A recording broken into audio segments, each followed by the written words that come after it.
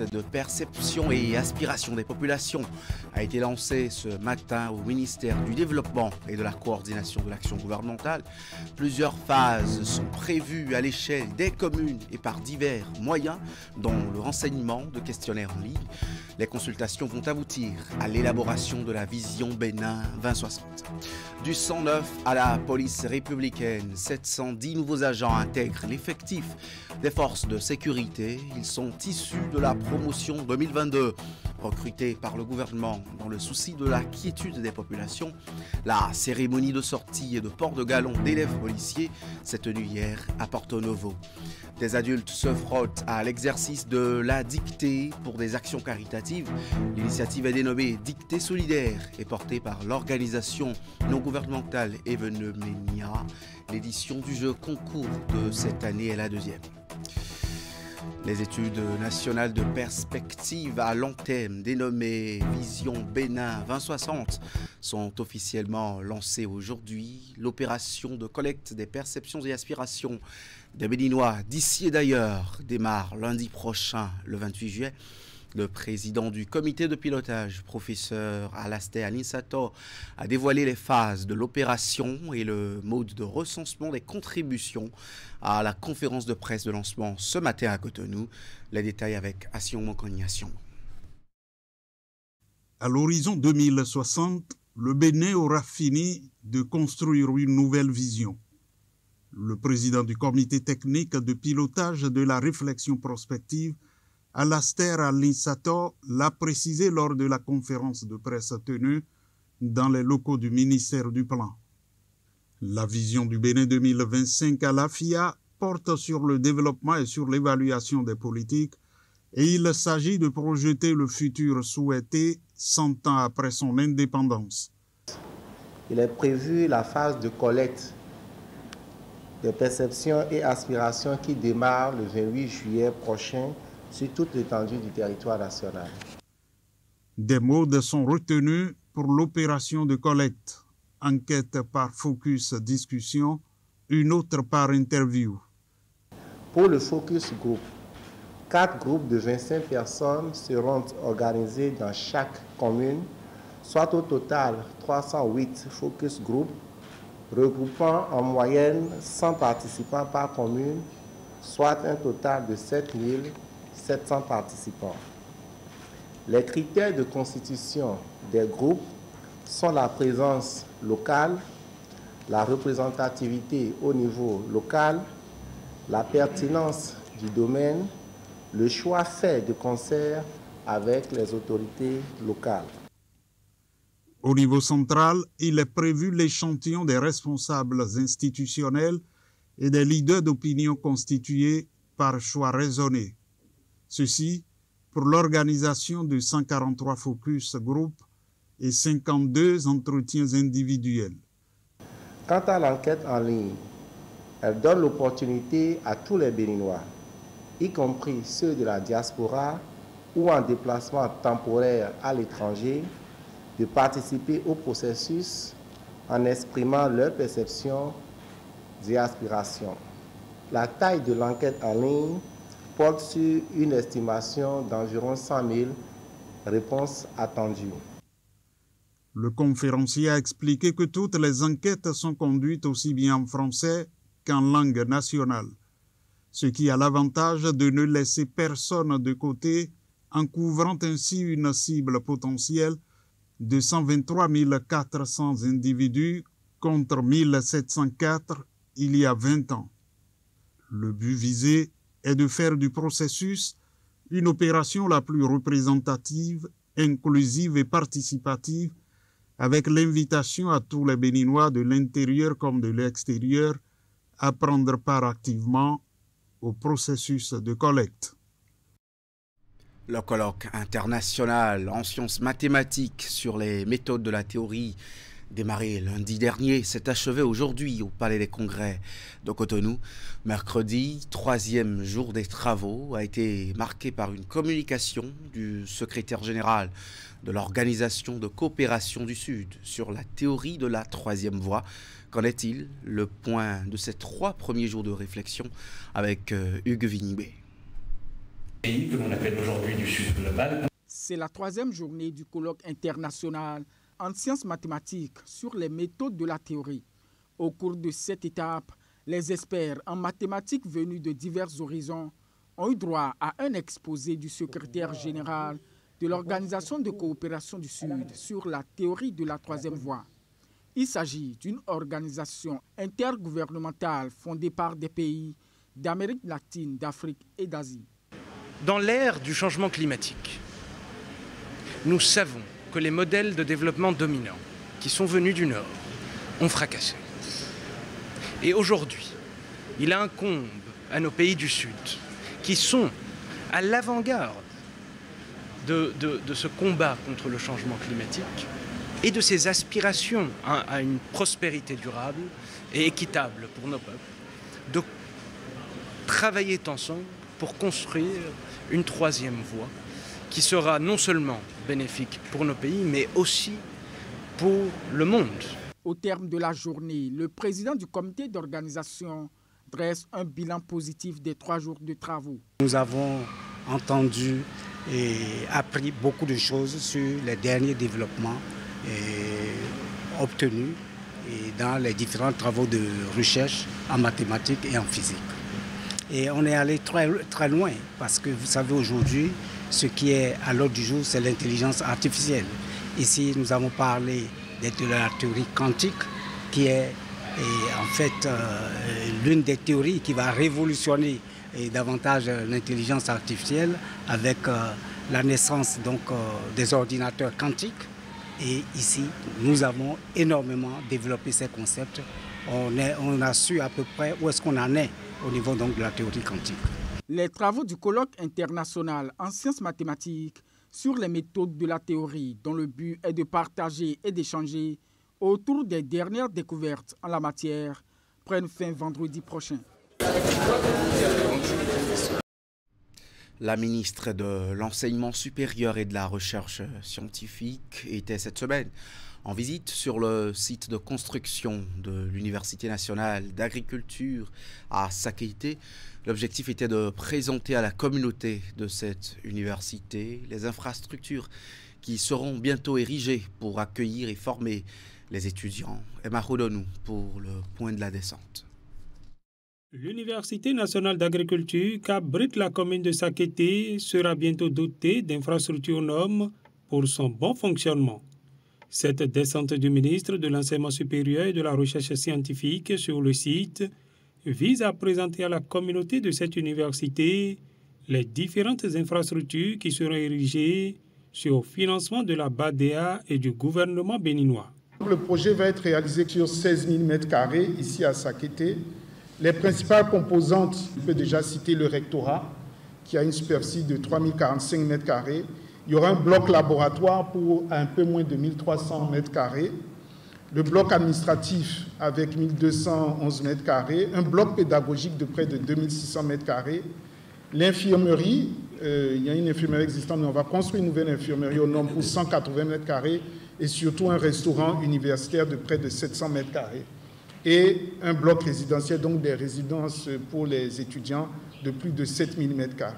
D'une valeur de 8,5 milliards de francs CFA, ce projet permettra de doter l'UNA d'infrastructures de pointe pour l'accueil et la formation des étudiants. Je partage avec vous, mesdames et messieurs, vos difficultés, monsieur le recteur, que les étudiants, les apprenants qui, à la découverte de l'école et des ordres de formation, s'inscrivent, viennent, et puis après, vous les perdez.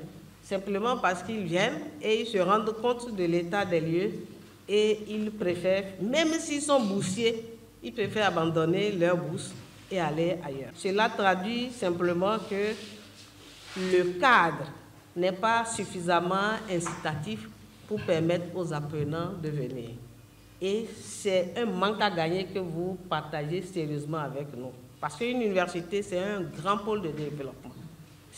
Ce sont ces préoccupations qui sont prises en compte à travers ce programme, de sorte que, eh bien, nous tournions cette page. Que ces infrastructures de l'Université d'agriculture soient réalisées au plus vite, C'est le souhait du maire de Sakété qui rassure de la disponibilité de son conseil communal à accompagner davantage le projet. Nous voudrons également vous rassurer que les 100 hectares que nous avons mis à disposition pour la construction des infrastructures pour le compte de l'Université nationale d'agriculture ici à Sakété sont véritablement disponibles et toutes les infrastructures utiles qui seraient érigées sont les bienvenues. Autorités rectorales et étudiants ont aussi exposé leurs attentes par rapport à ce projet et ont reçu les assurances du ministre Éléonore Ladékan-Yahi. Toujours au supérieur, un projet dénommé PAF est lancé à l'université d'Abomey-Calavi pour aguerrir les jeunes agronomes africains à l'agriculture de précision. Sa mise en œuvre va permettre de former des étudiants inscrits en master, en cycle de doctorat et d'autres jeunes entrepreneurs dans la mobilité sur les technologies de dernière génération. Plusieurs universités du continent accompagnent cette initiative financée par l'Union européenne. Teddy Goudalo pour le compte-rendu de la cérémonie de lancement. À travers cette séance de présentation, ces étudiants prennent connaissance du contenu du programme de mobilité intra-africaine, renforcement des capacités des jeunes scientifiques africains à l'agriculture de précision grâce à la mobilité académique interrégionale pour un système agroalimentaire amélioré et intelligent face au climat, en abrégé PAF. Le projet PAF, qui se concentre fondamentalement sur la mobilité des apprenants, s'est fixé comme objectif de lever un certain nombre de contraintes de l'agriculture afin d'accroître la productivité et assurer la sécurité alimentaire en Afrique. Ce projet de mobilité intra-africaine incarne les valeurs fondamentales de l'Union européenne. À travers ces bourses, nous offrons aux jeunes chercheurs et praticiens béninois africains, agents reçus de formation en sciences agronomiques et ou en sciences informatiques, l'opportunité unique d'acquérir des compétences avancées en agriculture de précision dans ces institutions de renommée internationale et vivre les réalités culturelles de leur continent. C'est un projet que remporte l'Université d'Abomey-Calavi à travers l'unité de génétique, biotechnologie et sciences des semences. Il vise à former 32 étudiants en master, 12 doctorants, 10 personnes des universités et 10 autres jeunes étudiants en entrepreneuriat sur les thématiques relatives à l'agriculture de précision. L'agriculture de précision est une approche moderne de la gestion des exploitations agricoles qui utilise des technologies avancées. Elle permet de maximiser les rendements, de réduire les coûts, de minimiser l'impact environnemental en adaptant précisément les pratiques agricoles aux besoins spécifiques des cultures et des sols. Chers partenaires du consortium PAF, à travers votre initiative, vous donnez un bel exemple de l'importance de la collaboration pour aider nos pays à réduire le manque de ressources humaines de qualité. Et grâce à ce nouveau programme, des étudiants qui seront issus de votre formation seront en mesure de mener des recherches efficaces adaptées aux besoins de nos communautés. Plusieurs partenaires accompagnent la mise en œuvre de ce projet prévu pour durer 3 ans. Il s'agit de l'Institut Agro-Montpellier en France, les universités polytechniques Mohamed VI du Maroc, Capcos du Ghana, l'Université du Rwanda et celle d'Eswatini. Bonne nouvelle au plan sécuritaire, la police républicaine vient de voir ses effectifs renforcés. 710 nouveaux élèves agents de police viennent d'être incorporés. La cérémonie officielle de sortie de ces agents a eu lieu hier à Porto-Novo sous la direction du ministre de l'Intérieur Alassane Seydou et du directeur général de la police républicaine Soumaïla Yaya. Reportage Emma Rodonou et Thibaut Aroloupé. Ils sont au total 710 hommes et femmes appelés sous le drapeau national pour renforcer les effectifs de la police républicaine. Après une formation rigoureuse, ils portent ici leur tout premier galon d'élèves agents de police sous les regards du directeur général de la police républicaine et du ministre de l'Intérieur. Dans son programme d'action, le gouvernement a acté le recrutement sur 5 ans de plusieurs promotions de 2000 jeunes policiers pour donner du sang neuf à la police républicaine au fin de relever les nombreux défis sécuritaires qui se posent à notre pays. Poursuivant la mise en œuvre de cette noble ambition du gouvernement de renforcer la sécurité des populations, la police républicaine accueille solennellement dans ses rangs, à compter de ce jour, 710 nouveaux agents de police. Désormais auréolés de leur grade d'élèves agents de police, ces policiers républicains sont renvoyés à leur mission par le ministre de l'Intérieur. Comme je l'ai toujours indiqué aux promotions qui vous ont précédé, sachez qu'être policier, c'est s'engager pour servir la République, pour combattre la délinquance, pour protéger à tout prix les populations, même au péril de votre vie. Ce choix qui fonde votre engagement personnel à consacrer votre carrière professionnelle, à protéger vos concitoyens et leurs biens, exige de vous de multiples sacrifices. Ces sacrifices sont inhérents à votre métier et ne seront valorisés que par un comportement irréprochable en toutes circonstances et par la culture constante du professionnalisme dans vos rapports avec nos concitoyens. Ces 710 élèves agents de police font partie de la promotion 2022 des agents de police recrutés par le gouvernement pour renforcer la sécurité des personnes et des biens.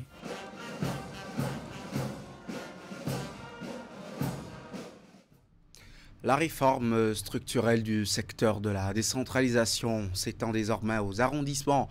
Après avoir impacté l'exécutif des communes, plusieurs arrondissements sont pourvus de secrétaires suite au texte de recrutement organisé par la cellule de suivi et de contrôle de la gestion des communes.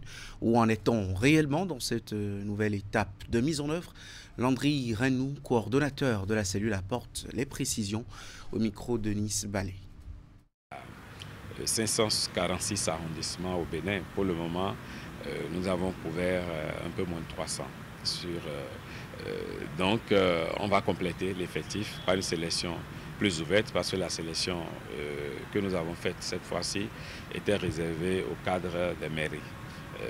Donc, les gens ont été sélectionnés au niveau de leur commune, vont travailler au niveau de leur commune, ce qui garantit une certaine connaissance du terrain, une certaine connaissance du milieu. C'était donc d'assurer un relais efficace des services de la mairie au niveau des arrondissements et des services déconcentrés également. Donc il fallait revoir le profil, notamment un profil Bac+. Donc c'est ce qui a été fait, la sélection a été faite. On a eu des candidatures, il y a eu une étude de dossier, il y a eu ensuite un test de sélection écrit qui a abouti à la sélection, qui a abouti à ce que nous retenions à peu près 388 candidats. Cela dit, il y a par endroit plus de candidats retenus par commune que de postes disponibles.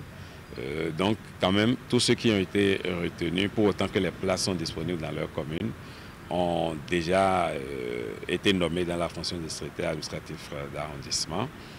On suivi un séminaire d'intégration où nous leur avons rappelé les fondamentaux de la réforme et les fondamentaux du fonctionnement de l'administration communale en fonction donc des contraintes qu'il y a dans chaque commune, de la date à laquelle les conseils de supervision se sont réunis, donc les prises de services vont s'enchaîner. De secrétaires d'arrondissement dans l'ancienne architecture des communes, ils deviennent à la faveur de ces réformes-ci des secrétaires administratifs, S2A en abrégé. Après leur installation et leur prise de fonction, les SA seront le prolongement normal de la fonction de secrétaire exécutif au niveau des arrondissements, selon le coordonnateur de la cellule de suivi et de contrôle de gestion des communes. Suivons ces explications. Le secrétaire administratif d'arrondissement, c'est un peu le prolongement de la fonction de secrétaire exécutif. Donc prolongement au niveau arrondissement, donc tel que les fonctions sont séparées au niveau mairie, c'est également qu'elles le sont au niveau arrondissement. Le chef d'arrondissement assurant le prolongement de la fonction politique donc, qui est celle du maire, et le secrétaire administratif d'arrondissement, faisant autant pour la fonction du secrétaire exécutif.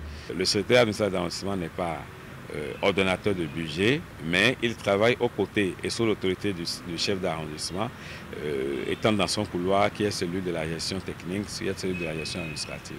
Et le CA de son côté assurant donc les fonctions politiques qui sont dévolues au maire au niveau donc de la commune. Avant, le secrétaire d'arrondissement n'avait pas d'attribution propre qu'il exerçait. Donc il était un peu là pour assister le chef d'arrondissement. Donc tel qu'on a séparé, c'est le même schéma qui est fait au niveau commune qui est répliqué au niveau de l'arrondissement. Donc il a des pouvoirs propres lesquels il exerce sous le contrôle du SE, mais la loi a prévu également les aménagements en termes de collaboration qu'il peut avoir avec le chef d'arrondissement. Il y aura des renforcements de capacités, donc tout un plan de formation est prévu à leur profit et également au profit des chefs d'arrondissement pour que les deux aient les mêmes informations, soient imprégnées au même niveau pour ce qui concerne la réforme. Et ils vont avoir un contrat sur 5 ans. Donc ils vont assurer une certaine continuité au niveau de l'arrondissement, donc passant d'un mandat donc, à un autre. Ça permet d'assurer la continuité. Loin de la gouvernance locale maintenant, l'organisation non gouvernementale Evenemenia a organisé un jeu concours de dictée à l'intention des juniors et seniors. Les participants de cette deuxième édition y ont démontré leurs aptitudes et compétences littéraires à travers des communications en écrit. Le titre du texte soumis cette année est « Cotonou a grandi ». Suivez le reportage de Juanita Adjanou sur cet événement qui a pour but de manifester également un élan de solidarité dans son environnement. Y a-t-il encore un souci? Dictée solidaire, c'est un jeu concours initié de Evenemenia, une branche de l'événementiel au Bénin. Elle est organisée pour permettre aux participants, essentiellement des juniors et des seniors, de bien écrire ou communiquer par écrit en améliorant leur capacité à écrire en français qui reste la langue officielle de travail. Elle en est cette année à sa deuxième édition. Nous avons organisé ce concours pour rappeler cet impératif-là, même si nous n'avons qu'un échantillon de participants en salle, mais le fait de le faire rappelle aux uns et aux autres, depuis l'année dernière que nous le faisons, qu'il est important que ça ne devienne pas quelque chose de secondaire. Elle est solidaire parce que nous avons voulu qu'à chaque fois que nous organisons ce concours, que nous puissions aussi identifier et soutenir une cause qui mérite d'être mise en avant. L'année écoulée, cette initiative est dédiée à la lutte contre la drépanocytose, une maladie qui continue de faire des victimes au Bénin. En 2024, à la deuxième édition, les énergies sont concentrées autour d'un mouvement dénommé Juillet Vermeil. L'essentiel est de participer et de donner le meilleur de vous-même. Que la compétition commence, alors, et que la maîtrise des mots et des lettres soit avec vous. Cotonou a grandi, c'est le titre de la deuxième édition de la dictée solidaire. Les participants ont été soumis à un exercice d'émulation qui se révèle à l'arrivée comme un vrai moyen de jauge, de recyclage, d'apprentissage et de maîtrise de la langue de Molière. Sur de petits mots du quotidien, on bug facilement et ça m'a renvoyé vers mon dictionnaire parce qu'il y a beaucoup de mots a priori que je suis censée connaître. Mais dans la correction, je me suis rendu compte que je suis passée à côté. Donc voilà, c'est challengeant et c'est intéressant. On devait faire cet exercice plus souvent. Et si nous avons soutenu la dictée solidaire, c'est avant tout pour contribuer à la promotion de l'excellence chez les adultes et également chez les enfants. Donc c'est pour ça que nous sommes là aujourd'hui. Au regard de la portée de l'initiative, les organisateurs de dictée solidaire ont bénéficié du soutien et de l'accompagnement du ministère de cadre de vie et de plusieurs partenaires prêts à porter dictée solidaire très loin. Muharram, le nouvel an musulman, bat son plein déjà à Djougou depuis le signe donné grâce au calendrier lunaire. Pour accueillir cette nouvelle année avec enthousiasme, Sa Majesté Issifou Peto Nicolas VI et les membres de sa cour royale ont organisé un rituel fort simple mais symbolique. Ils ont procédé au lancer de feu dans la forêt de Kili avant de rejoindre la cour du Palais Royal pour les manifestations folkloriques. Les détails avec Abdou Sahabi Idrissou.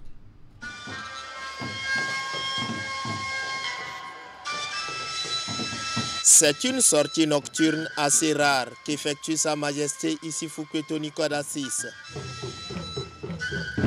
Elle n'intervient qu'une fois l'an, quelques semaines après la célébration de la Tabaski. Pour la circonstance et conformément à la tradition, le roi de Djougou, entouré d'un collège de dignitaires et garant de la tradition, se dirige nuitamment vers la forêt sacrée de Kilir. Une fois sur place, le roi va procéder au lancer du feu. Il s'agit d'une pratique ancestrale qui paraît banale, mais chargée d'histoire. Par ce geste, les manifestations folkloriques entrant dans le cadre de la célébration de la nouvelle année du calendrier lunaire, Muharram, peuvent démarrer.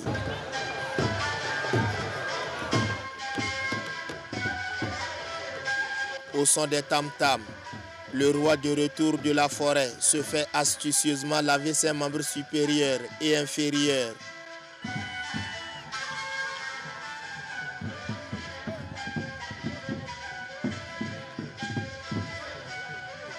Nous sommes en train de célébrer la nouvelle année. Oui, ce que nous venons de faire dans la forêt, c'est le rituel que le roi a le devoir de rentrer dans la forêt sacrée et de prier pour son royaume, pour le peuple de son royaume et pour tout le Bénin. Dans la forêt sacrée de Kili, le roi fait le jeu du feu ensemble avec sa cour royale. Et avant que ce jeu de feu ne se fasse, il y a des prières qui se font là-bas. Très admiratif et attentif, Sa Majesté Issoufou Koito d'Assis suit quelques dignitaires qui esquissent les pas de danse au milieu d'une foule anonyme qui exulte.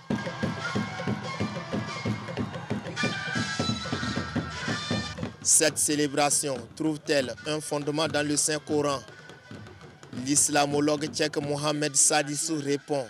Est-ce que cette fête de Ashura, cette fête de jeu de feu là, a une connotation religieuse ou non? À mon humble avis, si le prophète est allé jusqu'à même gêner par rapport à cette fête, moi je crois plutôt que cette fête-là a une connotation religieuse. Mais vous allez trouver des gens qui vous diront non, oh, c'est la tradition, c'est non. Feu en main, avec le même engouement, les populations fortement mobilisées ont aussi convergé vers le vestibule de la cour traditionnelle de justice de Bas-Parapé. Ici également, les différentes étapes de cette célébration sont respectées. En somme, la nouvelle année du calendrier légirien vient ainsi de s'installer avec son cortège de manifestations à travers la ville de Djougou. Très bon début de week-end à chacun et à tous.